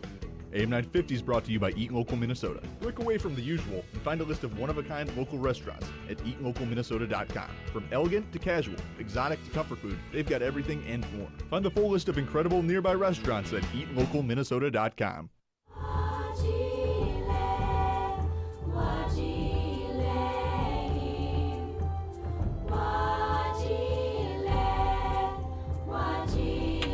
Welcome back to Native Roots Radio Presents I'm Awake. I'm your host, Wakanja Hade. Hey, I'm totally excited. We got one half of the Road Warriors here, Animal, and we got David here, Midwest All-Star Wrestling, and we're talking about the event tonight, and we're just talking old-time wrestling. Hey, Choka, you got a question there, don't you? Yeah, I can tell, don't you? You have a question. Yeah, it's not a real question. It's a comment and a statement. Hey, tonight out here at the MAW, Midwest All-Star Wrestling, and with David and Animal here, we want to give a shout out and give you a heads up that the Animal, and I know if you're a Road Warrior fan like I am, that he's going to have his shoulder pads out there with the spikes on there, and you can come out there and try them pads on and get a photo and for a little fee that's going to a good cause. So come on out and meet us, and Animal is the real deal. Yeah, we're excited because there's all these Hall of Famers here, all these great people that we all grew up, and they're out of the kindness of their heart, they're here supporting you and your endeavor in Women's and Nation. Yeah, it's a blessing for me. It was, when we announced that Road Warrior Animal was going to be there, the legends of the past were calling the shelter and wanted to donate their time, and when they heard about the cause, so it started off with just 3, and now we're up to 14. God, that's great. Yeah, it's amazing, man. It's such a good cause, though. It's something that's overlooked a lot in pro sports today, especially, and it's life in general. It doesn't have to be a pro athlete to do that, but of course, when you're a pro athlete and you do something stupid, it's right out there in front of everybody. But there's a lot of stuff that goes on behind the scenes that people don't get to see every day. That women are taking abuse, and they just don't have to take it anymore. Yep. So anytime you can do something and make awareness of something and put it out there in the forefront of what everything is, because at the end of the day, this is real life, and it's not all about being on TV or being a main event in a 90,000 seat arena. This is real life, man. This is your biggest challenge, and what David's doing, man, he needs to be commended, brother. It's a great event. You're making an awareness to a great cause, and as soon as I even heard, I didn't even know what the cause was until like 2 weeks ago, David. Oh. When I found out about it, I went hard and started promoting it on my social media, my Instagram, my Facebook, my Twitter, and if I would have known that ahead of time, I would have came out here earlier on my own dime, come out here and help promote it, but we had goofballs. One of the goofballs that booked me kind of screwed it up. But anyway, when I found out about it, it kind of touched my heart, man, because, I've had family members that were abused before in the past, and, the deal I was telling David today, when I was watching the Michigan State thing with all the gymnastic girls that were abused, and fondled at 6 years old and all this other stuff, and then you deal with poor spousal abuse victims, and getting punched by your husband that comes in drunk or something like that. There's just no reason for it, no cause for it. I wish the laws were stricter. Yeah. You know what I mean? And if the U.S. is not going, or our government's not going to make the law stricter, well then it's causes like these that come to the forefront that at least they know they have somewhere to go. Where someone's going to love for them and care for them, and it doesn't sound corny. It's real life, that they're going to be really appreciated for just being a female and a human being. Well, one thing, one thing, and I appreciate you, David, and I appreciate you, Animal, for this, and, being a Native American in Wongsheek, I appreciate what that Women and Nations, that Eagle Nest Shelter is doing. And like I said, us Wongsheeks, women are our backbone. They're, very sacred to us. If there wasn't a woman, there wouldn't be no man, and they don't deserve to be physically, domestically, sexually, or emotionally abused. And I thank you, David, for the organization and everything you do. Yeah, thank you. And I got to give a shout out to Women and Nations, my team who's been behind the scenes. If they, they didn't help me out since we started this in December, and everyone else from MAW, they're a big part of it too. Even though, I've been the forefront of this, I couldn't do it with all of you guys. And thank you guys for having us on for the second time. Well, I'm a firm believer that, without getting on my soapbox here, that no matter what religion or what you believe in, the Almighty upstairs predetermines who your soulmate's going to be. Right. And he gives you that, like you said, Curtis, it's a treasure. You should treasure that treasure that God gave you, right? Or whoever gave it to you. You should respect it. He didn't put you here to abuse it and hurt it. Why would you hurt something so precious? Right. And I think we just need to, have that awareness, man. And David, bro, I'm happy. I'll come back here every year. I don't care. I'll be the commissioner every year for this event, bro. And it's getting bigger and bigger, and you look like you're in great shape. So I'd watch out. I was, my old rear end still gets in the gym, man. I'm 58 years old now. I never thought I'd even say that out loud. But if I can still keep looking like an animal somewhat and be out there and. It's hey, listen, as long as it's for a good cause, man, I'm all in. You know what I mean? And this is a great thing. David, last year there was a battle royale, and there was a guy that looked like, what did he had Michael Myers. Thank you. Michael Myers. But he got thrown out of the ring right away. Yeah. I was like, everybody jumped immediately and tossed him out. Right? That's awesome, man.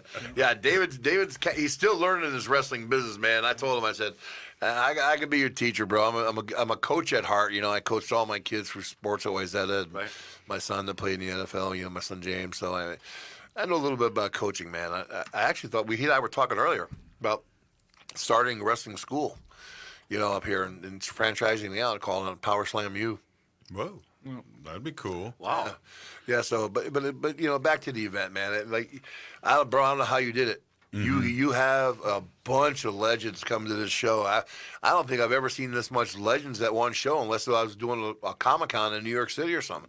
There's a lot of guys, man. Yeah. So if you haven't heard about this event, you need to get out here, Henry Sibley High School, and come out and support the cause, man. I mean, I don't get to come back to Minnesota very much. I got my spike shoulder pads, like Curtis said. You get to put them on for pictures.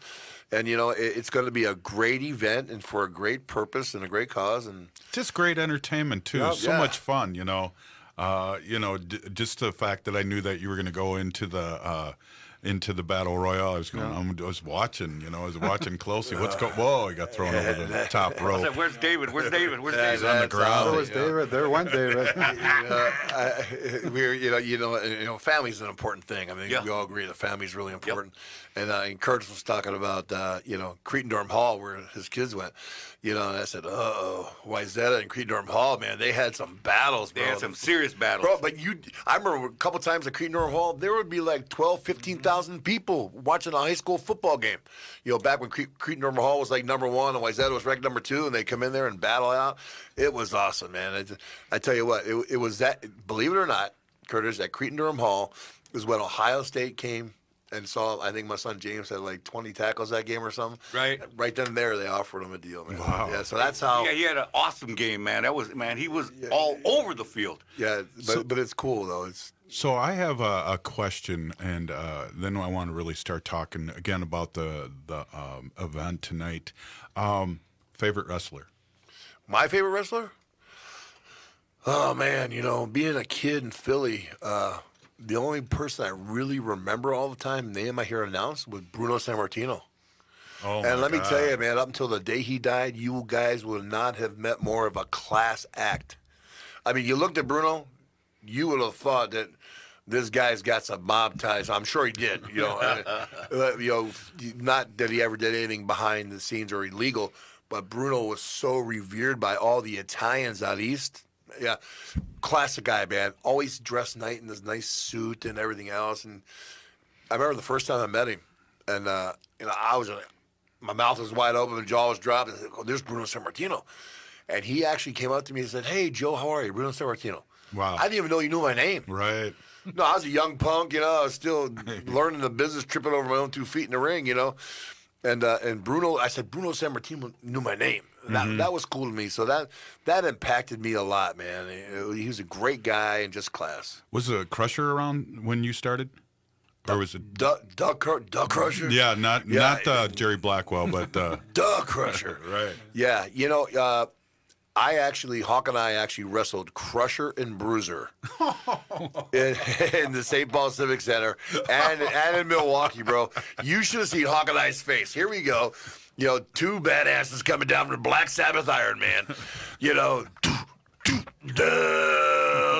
And then all of a sudden the beer barrel polka plays. I said, what? I said, is we in a Polish festival here or something?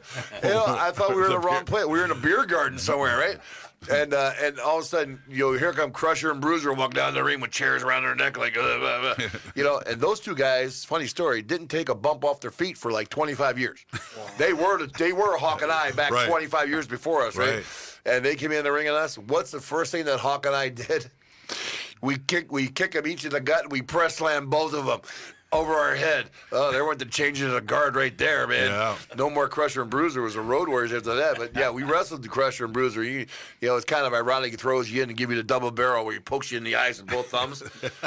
You had to literally run into his fingers, because he wasn't going to hit you. It was kind of funny, man. Yeah. But it was an honor. So loved, right? Oh man, it was an honor to get to wrestle him. The thing with Hawk and I is, you spoke about President Reagan earlier, right? Which great president, by the way. I'm a Republican guy, but at the time, we were right at the end of the Cold War with the Russians, and Ivan and Nikita were hot as heels, man. Nikita, another Robbinsdale, Minnesota guy, and went to school with Kurt Hennig and Smash of Demolition, but right then, that's when they put us. We were also heels in the wrestling business against the Russians right at the end of the Cold War, brother. Oh, my God. Next thing you know, Hawk and I are going to the ring with a flag on. Yeah, we're red, white, and blue. But we're going to kick your teeth down your throat. That kind of thing. And, man, the fans just got behind us, and we never changed a thing in our gimmick from that day on. But we became what we call in our business baby faces. Right. People just frickin' loved us for some reason. Let's talk about. That's an awesome story. I could go on and on and on. I should have my own podcast on wrestling here. This is just so awesome. Let's talk about tonight's event. Yeah, so tonight, 5 o'clock, Henry Sibley High School in Mendota Heights. It's only $12 to get in. It'll be the best $12 you ever spent. Right. Come out and support a good cause. 100% of the proceeds are going to Women and Nations. Yeah, and then we got some old-time veterans that we can take pictures with and talk stories with. Yep, so like I said, Road Warrior Animal will be there. D'Lo Brown, he's in the main event against Austin Arrow. Whoa. Austin couldn't be on the show today because he needs to prep for the main event. Right. We have Ken Anderson. He's going to be available. Ron Simmons, Eddie Sharkey, Baron Von Raschke, the High Flyers. Kenny J will be there. Kenny J? What? Kenny J will be there. Bro, he beat Nick Bockwinkel the one time. You remember that? The one and only time. The one and only time. It's the only match he ever won, man. But what David's mentioning here, man, can you imagine? Every one of those guys has been a world champ. Everyone. Every one of those guys, man. And now you got Hawk and I and Paul going in the Hall of Fame. It's just, man, what a humbling experience. The event itself is just humbling for me, man. Come on out if you don't know what's going on. You're going to see a beautiful event. I cannot wait for the traditional Native American dress. Yeah. I'm going to be taking pictures like I'm going to be a boy fan here, man, and do it. 5 o'clock? 5 o'clock. And everyone will be meet and greet 5 o'clock, and then the squared circle will be happening at 7. 7, yep. First bell. First bell's at 7. Peeny Gigi for being here. This was very fun for me. Man. Thank you. You're listening to Native Roots Radio presents I'm Awake.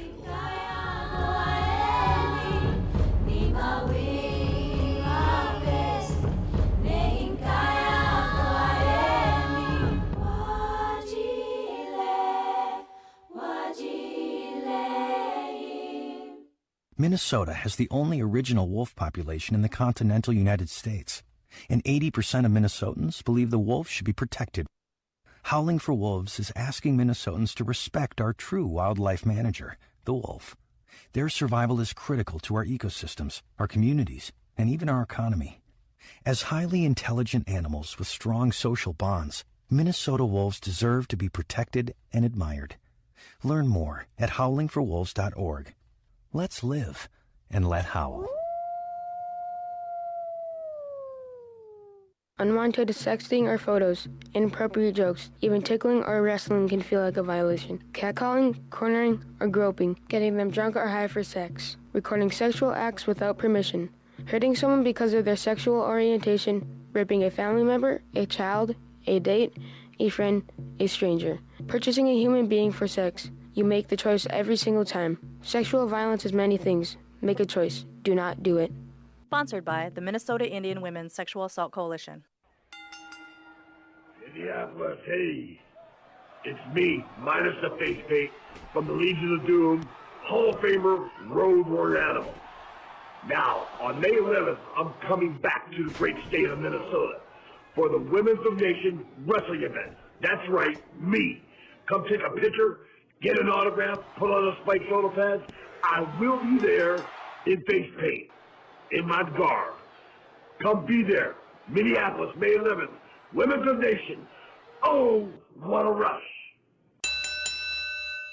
Robbins Kaplan LLP protects and defends American Indian tribes because for too long they have faced a competitive disadvantage when litigating against powerful forces. With its American Indian law and policy practice, Robbins Kaplan LLP seeks to redefine excellence for high-stakes litigation representation in Indian country. Founded and led by former United States attorneys Brendan Johnson and Tim Pearson, their American Indian law and policy practice exists to bring justice to tribal clients whose claims in the past have been dismissed or ignored due to their underdog status. Their American Indian law lawyers understand the challenges tribes face when state and local government infringe on tribal sovereignty and the federal government neglects its trust responsibilities. Their passion for tribal sovereignty and self-determination is the driving force behind their practice, fueling their tribal advice and advocacy, especially when tribes are forced to litigate against powerful interests. Robbins Kaplan LLP, representing American Indian tribes, tribal government boards and commissions, individual tribal members, and American Indian business and business concerns. For more information, visit robinskaplan.com.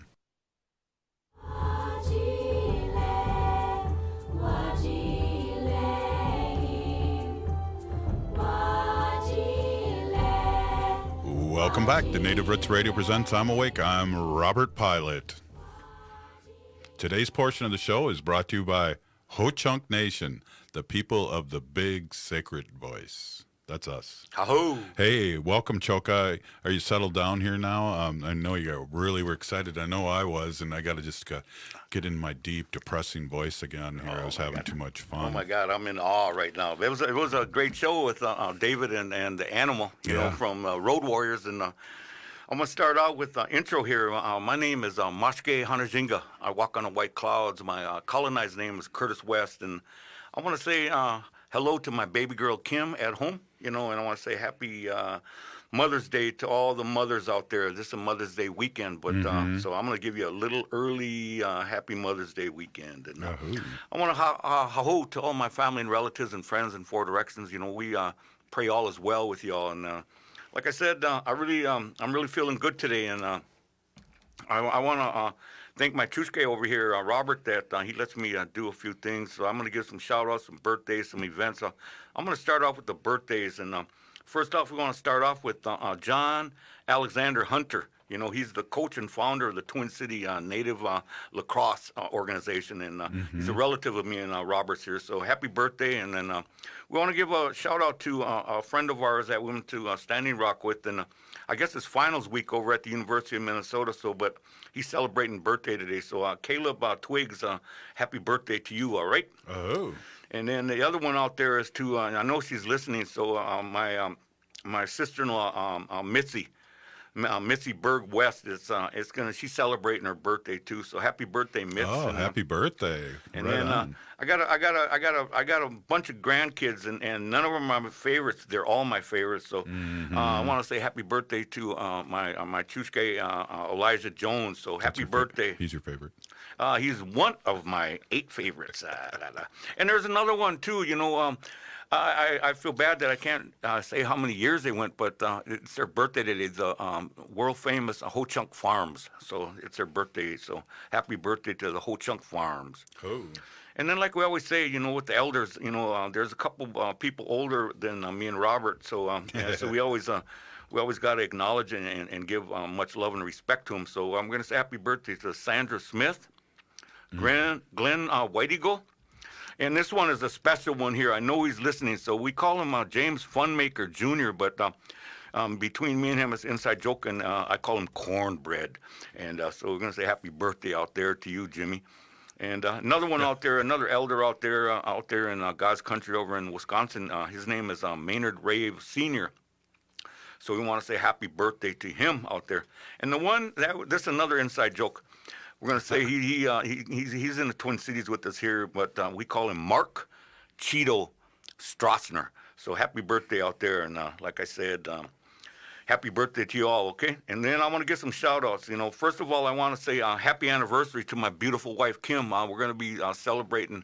On the 13th. On the 13th on Monday, but, you know, that means you were married on Friday the 13th. We were married on Friday the 13th, and it was a beautiful thing, and there's a story behind Friday the 13th, but I'll get back to you on that one. But, hey, I just want to tell you, Kim, I thank you for all you've done for me, and much love to you, baby.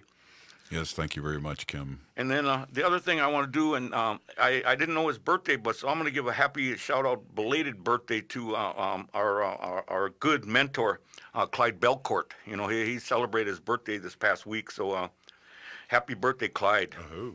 And then I want to thank, another shout-out, I want to thank the Governor Walz, Tim Walz, for making that Safe Drinking Water Week, you know, acknowledge that. So we're going to thank you for that, because water is life, as we always say, you know. Mm-hmm. So, and we'd like to thank all our listeners out there. That's another thing, another shout out, you know, where it's, we really appreciate you guys tuning in. So we want to say that much too, you know. So and I want to say Pinagigi for that. And then we got some events coming up, you know, and we got, like we always say, Ho-Chunk language classes coming up. You know, all language is important to each nation, but the Ho-Chunk language class is coming up on Monday. The beginners are at 5:30, and Thursday is at 6:30. It's the beginners and advanced, you know. And is there going to be food? There's going to be food, but you're welcome to bring food. But if not, tie on a big feed bag. So anyway, we always say it like that, and then we got to make another important announcement. On Thursday, the Area 4 is the monthly branch office meeting. So that's coming up at 6 o'clock on Thursday. And then the other thing they wanted me to bring up, if there's anybody that's up here in the Twin Cities that's from District 3, they're going to have the polling site open on Friday over there at from 8 o'clock till 7 o'clock at night. So if anybody from Area 3 that's in the cities here that need to vote, get in there and vote.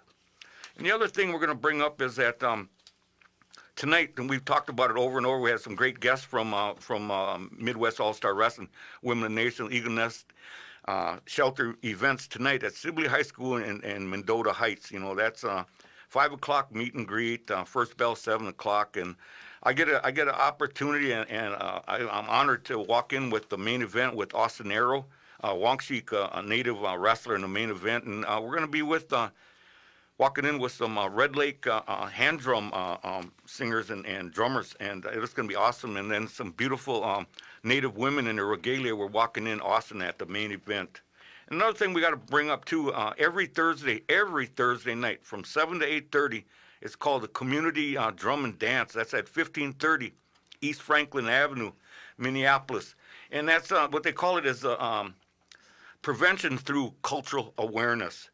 And the other thing that we got coming up here too, you know, events, you know, it's Native American Month. So they got a thing going on right now till 4 o'clock. I know I'm going to put it out there, so you maybe get out there for the last round dance out there. But it's at it's at Columbia Heights Powell at the Columbia Heights Public School, you know. And then the other thing going on tonight too, that's from 12 to 4 on that. Other thing going on tonight is a new Native theater, you know. The event Laughing Matters, and that's from 7 to 8 tonight. That's at South High School in Minneapolis. And then on May 13th, it's Native American Stories with Hope Flanagan. That's from 12 to 1. That's at 3400 East 15th Avenue in Minneapolis. And on May 15th, it's Wednesday, it's Minneapolis American Indian Center's open house from 11 to 2. That's at 1530 East Franklin Avenue. Wow. Hey, do you have a Gaga, Uncle Curtis? I got some wisdom that really hit me today, and I really liked it, man. It's a real short one, but it really hits a spot. It said, he said to me, "You are worth every prayer whispered by your ancestors." Oh, definitely. So, I just want to give a shout out to Wendy, and I know she's dealing with our mother's, my mother-in-law and her mother's health problems, and we love Sandy, and we keep her in her prayers. And Prayer warriors out. And I miss Wendy dearly. We miss Wendy a whole bunch. Plus, we didn't know how to hook up the headphones. We didn't know how to do nothing, Wendy. We're lost. Exactly. So, hey, I would like to end with these thoughts from Chief Plentycoops. The ground on which we stand on is sacred ground. It is the blood of our ancestors. The revolution is kicking into high gear. We need to resist, divest, join a group, run for office. You've been listening to Native Roots Radio. I'm Awake. I've been your host, Robert Pilot. I want to thank the listening audience. I want to thank David and Animal for coming in, and especially I want to thank everybody that voted for the bill, and Mary Kunesh-Podein and Mitzi Babanu and Andy Pearson for being on the show. If you've been listening to the show, you are the resistance.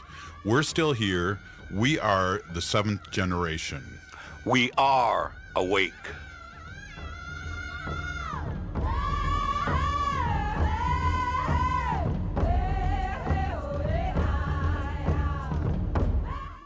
Robbins Kaplan LLP protects and defends American Indian tribes because for too long they have faced a competitive disadvantage when litigating against powerful forces. With its American Indian law and policy practice, Robbins Kaplan LLP seeks to redefine excellence for high-stakes litigation representation in Indian country. Founded and led by former United States attorneys Brendan Johnson and Tim Purden, their American Indian law and policy practice exists to bring justice to tribal clients whose claims in the past have been dismissed or ignored due to their underdog status. Their American Indian law lawyers understand the challenges tribes face when state and local government infringe on tribal sovereignty and the federal government neglects its trust responsibilities. Their passion for tribal sovereignty and self-determination is the driving force behind their practice, fueling their tribal advice and advocacy, especially when tribes are forced to litigate against powerful interests. Robbins Kaplan LLP, representing American Indian tribes, tribal government boards and commissions, individual tribal members, and American Indian business and business concerns. For more information, visit robinskaplan.com. This is AM 950, KTNF, St. Louis Park, Minneapolis, St. Paul, the progressive voice of Minnesota.